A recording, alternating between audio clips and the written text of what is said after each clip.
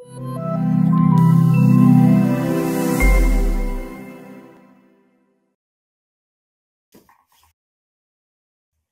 afternoon, everybody. Nelson Santini here, a proposal SME from Trident Proposal Management, and we're kicking off the OASIS Pursuit Series.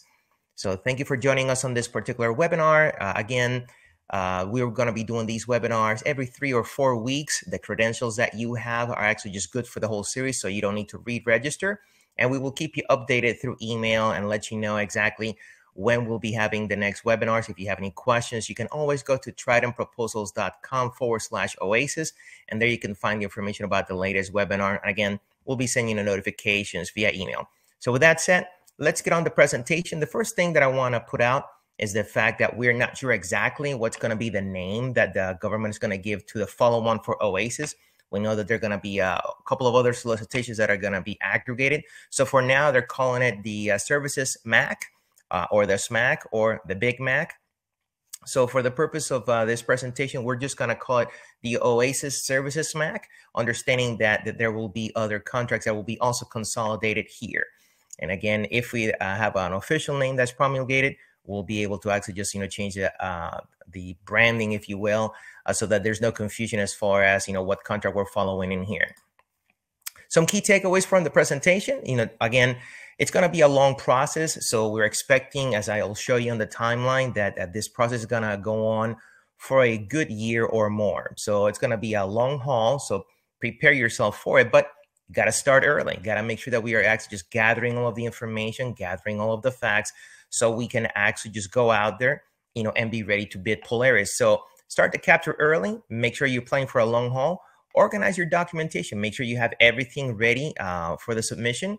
And again, one of the key things is you want to make your solicitation response seen by the government as, hey, this company is an easy company to work with. So put yourself into the mindset of how can I make it easy for the government to work with me? So we want to make sure we talk about some of those key takeaways. And again, if you're a small business, make sure you take a look at your teaming situation and how you plan to pursue this. There's a couple of things going on afoot. If you've been following Polaris, you know that there has been a little bit of a protest related to small businesses, joint ventures, and the likes. And that's going to affect OASIS and likely other solicitations. So if you're a small business, let's pay close attention to the elements related to teaming and other arrangements are to the likes. So those are some key takeaways to pay attention throughout the webinar today. Our sponsor, Trident Proposal Management, established in 2008, veteran-owned small business out of San Diego, specializing in proposal management and capture services. And, as you can see below, again, anything from pipeline development, including also to coaching. So we're actually offering this particular series and webinar under the coaching and capture management umbrella for Trident. Glad that you could be here with us. I'll be your speaker for today. Again, Nelson Santini, one of the Trident's subject matter experts. I've been in the business for about 20 years with over $2 billion in capture direct contracts and IDIQs. Just an avid subs blogger. And if you want to communicate directly with me, if you have any questions about this webinar, please feel free to hit me at nelson@tridentproposals.com. The agenda for today, very straightforward. We're going to go do a quick review of the OASIS Services MAC. We're going to talk about a little bit of background. How do we get here? What's going to be the timeline for the solicitation? And then we're going to move to talk about a little bit of the domains and scorecard factors of this solicitation. So in the domains area, the government wants to basically coalesce, if you will, some of the NAICS under one umbrella, which they're calling a domain. So we're going to talk about a little bit of that dynamic. And also we're going to talk about the scorecard just to make sure that you're ready for that particular element of the solicitation. Again, it's one of the latest trends in finding the best in class solicitations and populating them. So the scorecard is actually the tool that the government is using to actually just carry out with that mission. And the last thing we'll do is we're going to have a touch base on how to begin to prepare for OASIS. Then we'll have a brief Q&A session. So with that said, let's just get on with it, right? First thing is, why a new services SMAC? One of the first things that the government communicated when they were basically putting out the new services SMAC is the fact that they want to have some consolidation of these NAICS that have been all over the place. First off, the governments want to do some consolidation and again, put them into these domains. They also want to make sure they have the best-in-class providers from other contracts move on into one single contract, so they can also just have an easy way to communicate with them, manage the costs, right, under the one group of NAICS, and basically do business and conduct business using this particular vehicle. This is also supposed to facilitate the task order management. So the filing into the contract for the task order, letting it out and awarding it. Those are going to be things that the government sees that they're going to be able to benefit the industry by having them under one umbrella. The last piece, and not to get lost, is the fact that they're also allowing for some flexibility for the contracting officers and for the Corps to actually just put some additional NAICS into the solicitations that may not have been included in the original solicitation. So there's going to be a little bit of flexibility added into the tool bag of the Corps to make sure that the government can let these solicitations out and also and just be able to facilitate the procurement for the interested parties. So these are just some of the key elements again on why a new services MAC. Just to do a quick recap then on OASIS, the contract is supposed to be a 10-year IDIQ, so that's a 5+5, 5 on the base, 5 option years. It's all for professional services, and it's going to be a dual track solicitation. There's going to be a track that's going to be for small businesses, and another one that's going to be unrestricted. On the small business, we'll do a little bit of a touch. We'll find out that there's a little bit of debate on whether they're going to be completely fragmented and break it up for small businesses, women, small-owned businesses, 8As, so on and so forth. And the government is concerned there may be causing some fragmentation, but mainly two courses or two tracks, small business and the unrestricted. Again, they're going to be grouping the NAICS into what they call domains, which are just nice, is a nice way of saying it's a group of NAICS. And then it's going to have all kinds of awards. So we're going to see awards that are going to be FFP, cost plus, time and materials, and again, those kinds of task orders all under one umbrella. And the last detail, not to be understated, it's a $50 billion plus expected IDIQ. So a lot of business was going to be awarded over the next 10 years over this, under the umbrella of this follow-on. If you're looking at the timeline, you are here on the left-hand side. This is April 27th. So we're beginning the journey. You can see actually that the solicitation is supposed to be let out on the fourth quarter calendar year 2022, which is first calendar of the fiscal year 2023. Then actually we're expecting that the awards are going to be actually happening on the second half of calendar year 2023, giving the government the ability to actually evaluate those proposals on the first half. Likely that these are going to be a little bit of a series or a sequential lets, so they can actually just basically process people coming on board. It's almost like an onboarding situation like OASIS was. So, but we expect that those solicitations will be asked on fourth quarter of this year, 2022, submissions on the first half of 2023, evaluations and awards beginning on the second half of calendar year 2023.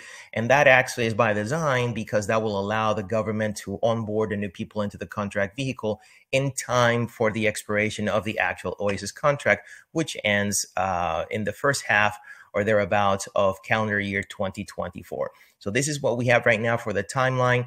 As you can see, it's going to be a long haul, but we want to make sure that we begin to get ready, because before you know it, we will be actually just going through the summer, the end of the fiscal year for 2022, which is going to actually just consume a lot of cycles. And before you know it, you're going to be actually without time to actually prepare and submit and respond to the OASIS solicitation. So get ready early on. We do expect that we're going to have plenty of industry days and plenty of feedback sessions with the government. So again, under the umbrella of they are easy to work with, please make sure that you actually make yourself available to participate with the government and these solicitation Q&A sessions, feedback sessions, and responding to the RFIs. That will actually just get you some goodwill, and it'll also help you shape, if anything, some of the ways that the government is going out about the business of letting out the solicitation. We expect it to be a scorecard grading for qualification. So again, prepare, gather your facts, and be ready to respond on this digital submission. We expect it to be like Polaris, so we don't expect a lot of paper, that has to be generated. Literally, we're going to be inputting all of this data into a user interface where all the data will be submitted, for evaluation digitally. So expect a process that's going to be iterative and it's going to be protracted. Beginning to talk about now the domains and how the domains are going to be resolved. They're going to be grouped in what they call domains. And again, they being the NAICS are going to be grouped in these things called the domains. And it's basically just an array of or a string of these NAICS, if you will. Well, where one domain may have NAICS A, B, C, D, and E. If your company happens to be qualified, or offers NAICS B, for example, then that will allow you to actually just bid on all task orders and solicitations that actually are part of that domain. So one of the benefits is that although you may not have that NAICS within your company, if you have the ability to provide the services that will be on that solicitation, because it is laid out for that particular domain, you will be able to respond. So that gives some flexibility for the contracting officers and for companies like yours to actually be able to bid and participate on those task orders once you qualify for the GWAC or for the services WAC. So very important to look at that as far as from the flexibility. The other element that we've been hearing from the government is the fact that contracting officers will have the flexibility to actually just add additional NAICS that may not have been in the domain, but are actually within the family or cohorts, if you will, of those NAICS. So that's what they mean about the domain approach. We expect the domains to be actually just led into two groups. Group one will be actually comprised of engineering, research and development, logistics, and management. And then actually we'll have facilities, and the new emerging areas will be intel and the environmental services and enterprise services. And again, just a quick note on the environmental services, we've been looking at the budget and the funds allocated for environmental services, green services. A lot of business actually that's going to be conducted in that area. So pay close attention to that one. That's a little bit of a double tap. On group number two, we're going to have actually the domains of finance, human resources, admin, and social services. So just make two major groups to actually just bundle those domains, and those domains will be populated by a group of NAICS.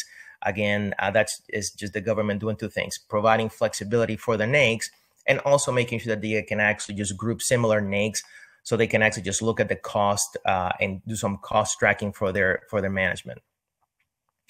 Moving on now then to the actually scorecard methodology.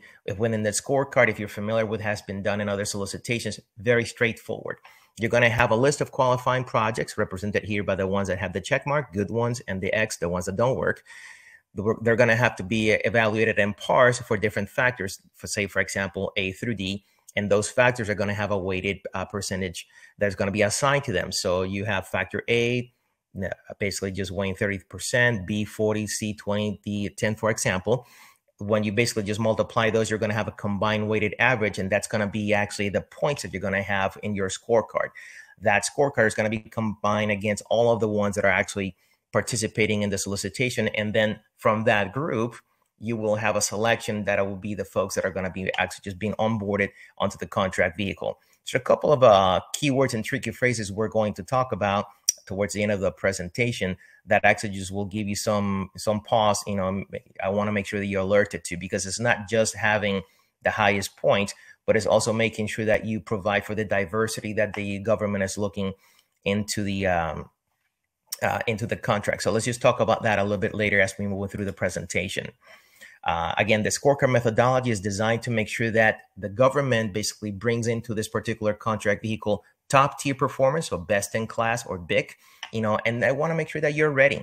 So under that umbrella, a key thing here highlighting in orange is to make sure that you have your systems and policies in order, that you have your certifications for your team and for the corporation in order as well, and that you can document all of the experience that you have.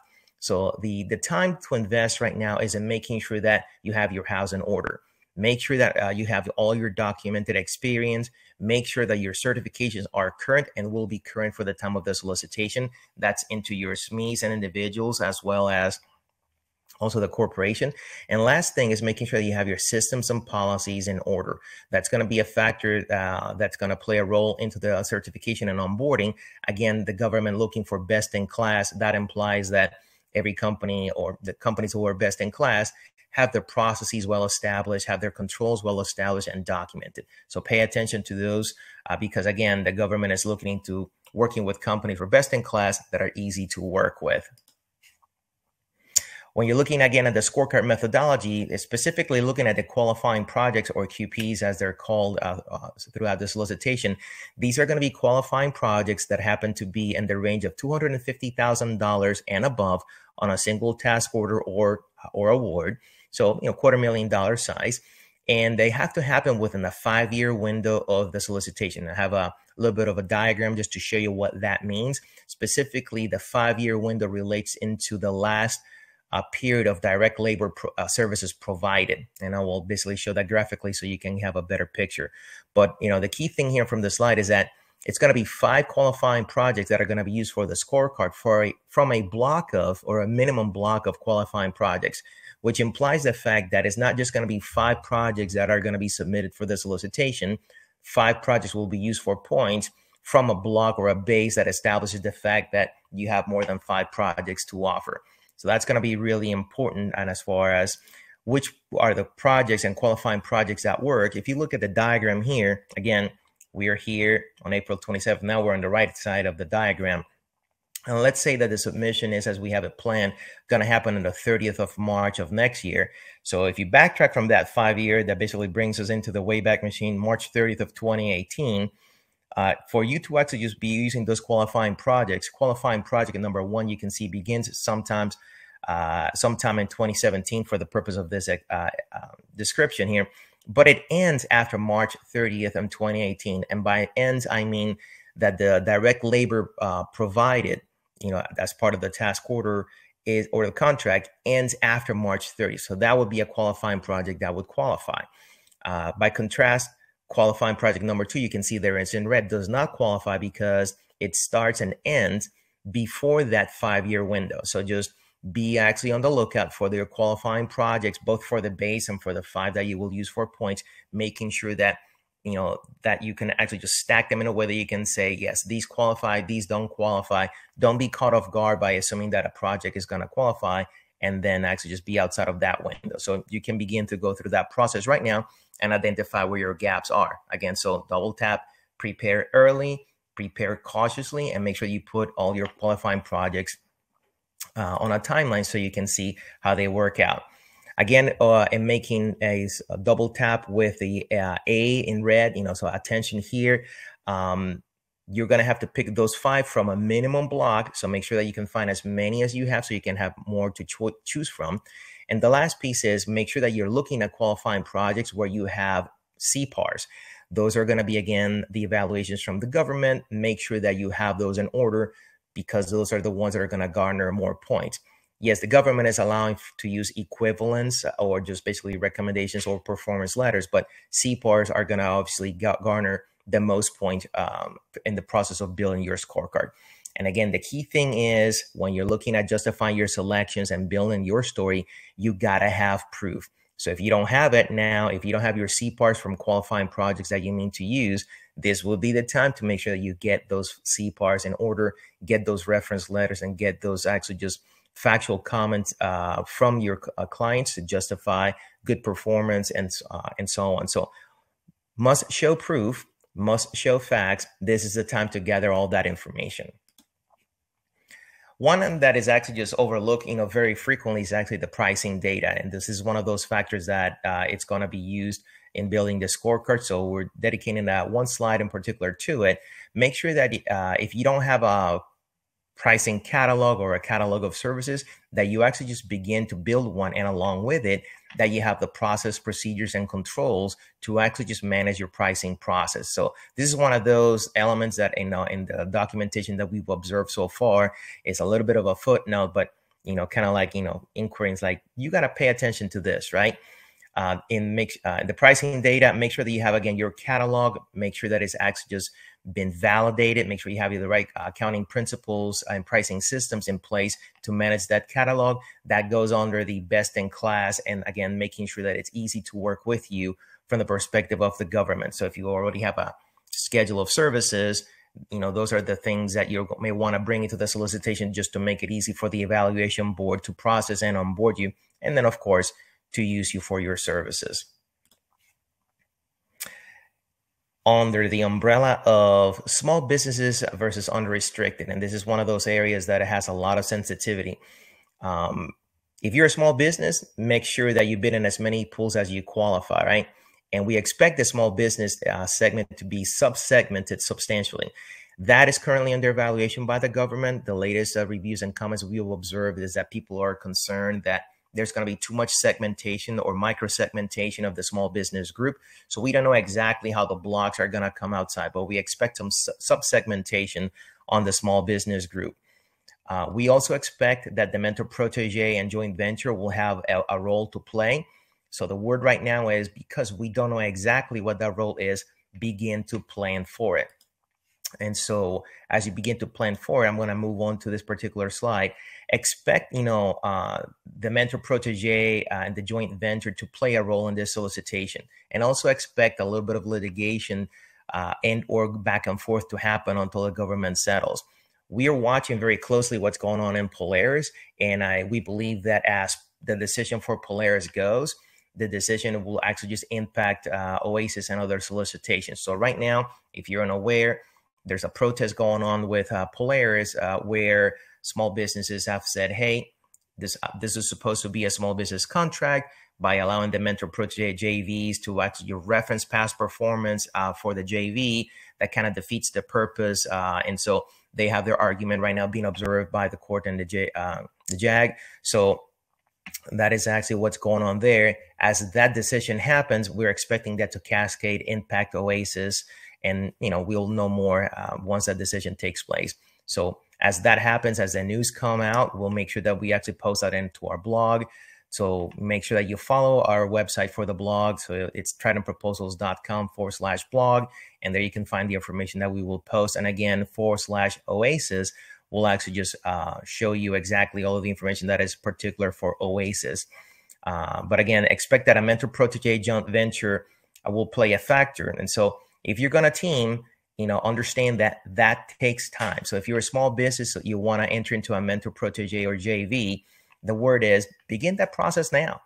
The worst thing that can happen is that you go through the complete process, you find yourself a good mentor to work with, and then that the government says it's not going to be a role in Oasis. At least you would end up with a good relationship for business development that you can use in other solicitations, and other business. But that's going to take time. So it's easier for you to begin that process now and not to use it than wanting to use it at the 11th hour and having to jump through hoops to make it happen, because it takes time.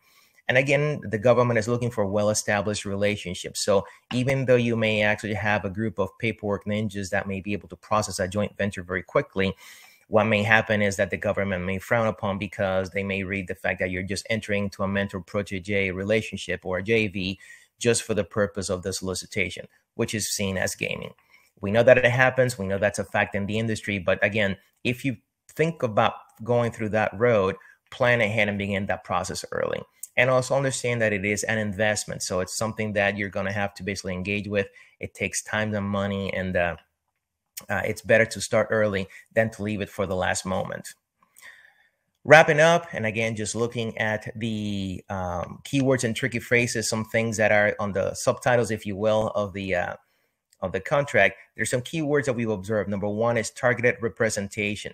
So when you're looking at targeted representation, we don't know what that exactly means, but we can tell that, from the language, it's not just going to be about points. So you may have actually just substantial points, or let's say the three companies end up on the same point level. It is possible that the government may say that, for the benefit of the government, there's going to be targeted representation, and that we may have to basically select two out of, instead of three of those companies to actually come into the pool. So again, under the auspice of multiple contacts, participate on the RFIs. The more the brand, the more your name is actually just known by the team, the better off you are. So participate, in those RFIs and those Q&A and those feedback sessions, and make sure that they know your brand, so that it's easier for you to actually just pass the wicket of targeted representation. It's a tier 3 best in class. So this is, again, somewhat of an argument, or somewhat of a fuzzy word, best in class. Translation is, make sure that you have your processes in place, make sure that you have your controls in place, make sure that you have all your CPARs, organized. And so make sure you have your house in order so you can qualify under the best in class umbrella. It's one of those keywords and tricky phrases that may find you disqualified, for just, for minutia. So make sure that you actually pay attention to that. And then the last one that we've noted so far is the easy to do business with. Make sure that your company actually has all of your information handily, readily available, and nicely organized, so that the government can actually just put you into the category of like, yeah, they're definitely a tier 3 and easy to do business with. We're going to select them because they're part of our selection. So those were actually the keywords and tricky phrases that we've identified. And we move on then to the last element of the webinar, which is how to prepare. It may be silly, but one of the first things that you want to do is you want to make sure you conduct a bid, no bid for the solicitation, so that you can actually just get the buy-in from all the stakeholders. Once you basically just go past your bid, no bid, and the company agrees, are you going to make the time and investment? One of the key elements is to make sure that you have your capture and proposal team selected. And that's going to also basically play into your teaming situation. Am I going to go at it alone? Am I going to be actually just entering into a team to actually just put together a coalition to bid into Oasis? Those are going to be things that you're going to be able to iron out if you do the bid, no bid. Bid, as a solo, bid as a team, and then build your capture team. And that includes your decision on who basically will be in your team. And the last piece is build your budget carefully, because this is going to be a long haul. So as you're building your capture and proposal budget, understand that this is not going to be a 1 quarter, a 2 quarter process. This is going to be more of a 15 to 16 month process for most companies. So build that budget accordingly. As far as on how to prepare, motherhood and apple pie, but sometimes we basically just feel so confident that we miss these things. Again, organize your qualifying projects. So if you don't have a past performance database, this will be a good time for you to make sure you make a small investment into that one. Organize your projects, make sure you capture all of the data, make sure that you have all your templates ready so you can draw the information from these projects and actually just complete your information into the portal for Oasis when the solicitation is led. Make sure you actually just review or build your pricing catalog if you don't have one. That includes controls, policies, processes, approvals that go with it. Again, this is just one of those things that we don't expect to be a major role, but we did see some hints that they're going to be paying a little bit more close attention to how those pricing catalogs are being put together. Check your NAICS, work with your contract specialist, with your contracts team in-house to make sure that your qualifications and your NAICS are updated into the database for the government. Organize your CPARs, make sure that you have them handy, make sure you've read through them. If there's anything that is actually a comment that is not necessarily the best comment that you would want on a CPAR, this would probably be the time to make sure that you're getting those comments ironed out, and that you can negotiate that with the government, ask for some clarification, and perhaps get a revision on your CPARs if you're concerned about some of those. So do that early, because the time to do so is now. Probably not going to get much success if you wait for the fourth quarter of the fiscal year. So the time between or around September, October, don't expect any of these to be readdressed. So probably a good thing to do those now with the government. Review your certifications, make sure you're current, make sure that you actually have no gaps in your certifications. And again, review your systems, procedures, and documentation just to make sure that you have everything ready, for the solicitation. We don't expect you to basically stop what you're doing and actually just go through this particular process. But as you basically carry on with your day-to-day business, grooming and making sure that you basically just knock these things out as part of your business and making sure that everything's in order will be time well invested as you prepare for Oasis and or for other solicitations. And again, if you need help in doing that, if you want to look for tools, Trident has some tools on the website that are available to you. We have actually just the quick start guide is a good place and a great resource for you to actually just look at an easy way to prepare yourself for the solicitation. And if you actually just want to go through the whole volume, we also have the Fast Prop system that allows you to basically just organize all of your information in a way that is going to give you results, whether you're doing a printed proposal or one that's going to be digitally submitted, as Polaris was and Oasis will be. So again, if you have any questions related to the solicitation or the webinar, you can direct them at Nelson at tridentproposals.com. And if you have any particular questions, please make sure that you actually just go to tridentproposals.com/Oasis.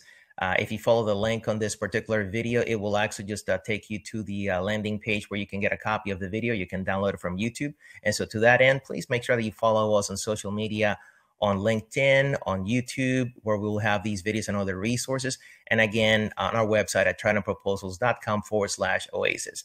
And with that, with no questions, this is Nelson Santini from Trident Proposals. Thank you so much for your time today. And we look forward to having you on the next webinar for Oasis, the next solicitation and the services SMAC.